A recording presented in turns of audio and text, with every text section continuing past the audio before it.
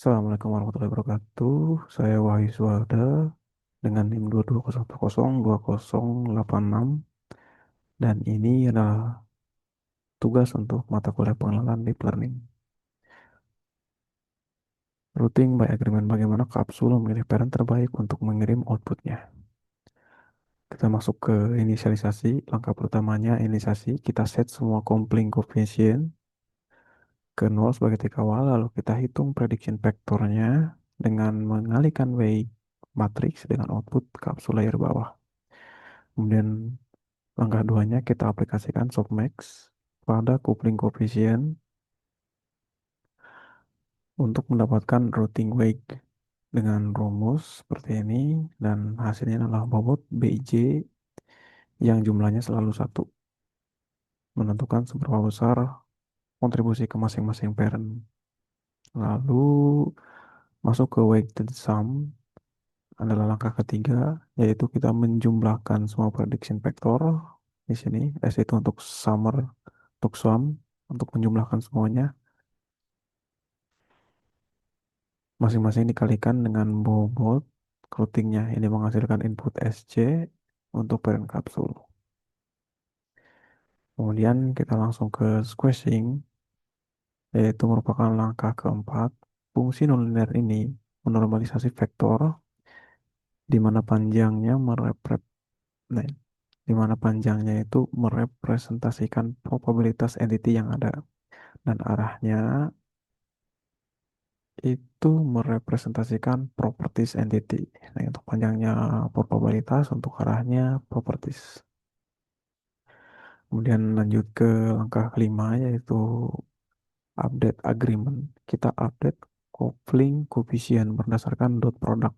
Nah, ini dengan rumus ini antara prediction dan output. Kalau prediksinya searah dengan output aktual, berarti agreement, maka coupling coefficientnya naik. Nah, ini.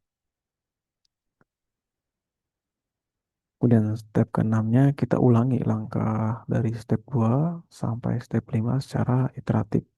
Biasanya 3 iterasi sudah cukup untuk mencapai konvergensi. Setiap iterasi, routing weight semakin optimal. Kita ulangi yang tadi dari softmax, kemudian weighting sum, squeezing, agreement update. Tapi biasanya 3 iterasi sudah cukup. Langkah selanjutnya itu ada visualisasi. Ini visualisasi lengkapnya dari mulai child kapsulnya, dari sini kita buat prediksinya, routing dengan softmax, agregasi dengan weight sum di sini, kemudian normalis dengan squeezing, lalu update coupling coefficient dengan ini. Proses ini berulang terus sampai hasilnya konvergen. Baik, untuk kesimpulannya sendiri, routing by agreement adalah dynamic routing yang tidak fixed seperti max pooling. Ya, berbasis agreement di mana Chad kapsul memilih parent terbaik melalui proses iteratif. Oke, untuk penjelasannya sampai di sini, kita masuk ke bagian codingnya. Di sini, ini sudah dikodingkan. Baik, yang pertama ada di fungsi squeezing. Yang pertama nih, kita define fungsi squeezingnya, di-define dulu sama kita. Nah, ini adalah proses normalisasi nonlinear yang membuat panjang vektor berada antara 0 dan 1 di sini. Sambil mempertahankan arahnya, rumusnya sama seperti yang tadi kita bahas. Ini. Hanya saja kita menggunakan kode Python. Kemudian dimasuk ke fungsi routing seperti biasa. Kita juga mendefinisikan dulu fungsi routing by agreement-nya. Di fungsi routing utama, kita mulai dengan menghitung prediction vector. Kemudian caranya kita kalikan weight metric W dengan kapsul. Nah, ini weight metricnya di sini. Layer bawah U. Lalu kita inisiasi coupling coefficient B dengan nilai 0. Nah, ini masuknya ke sini. Step 2-nya, kemudian masuk ke step Oke. Nah, ini nih di sini. Ini ada loop iterasi. Ada iterasi routingnya. Biasanya 3 iterasi sudah cukup seperti yang sudah tadi dijelaskan.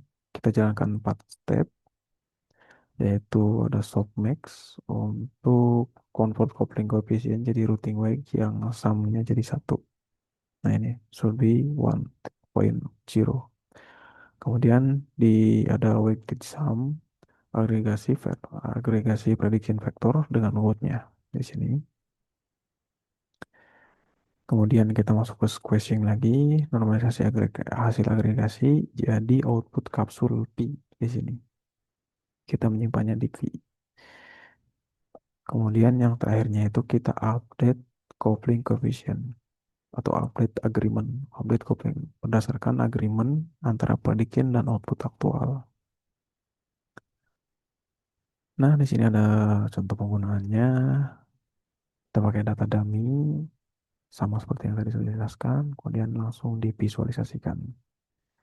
Nah, bagian terakhir, ini ada demonya juga. Nah, seperti ini di runningnya. Lalu nih ada visualisasi yang menampilkan routing waves di sini.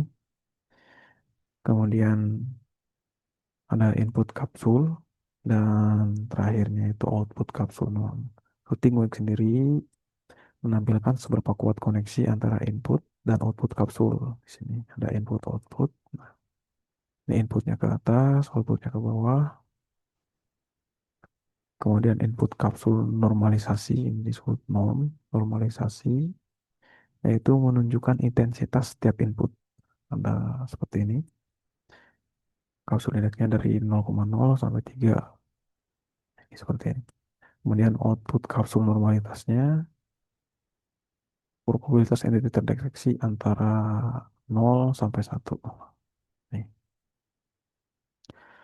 Oke, baik, mungkin cuma sekian saja yang bisa saya sampaikan. Kurang lebihnya mohon dimaafkan. Wabillahi taufiq wal hidayah. Wassalamualaikum warahmatullahi wabarakatuh.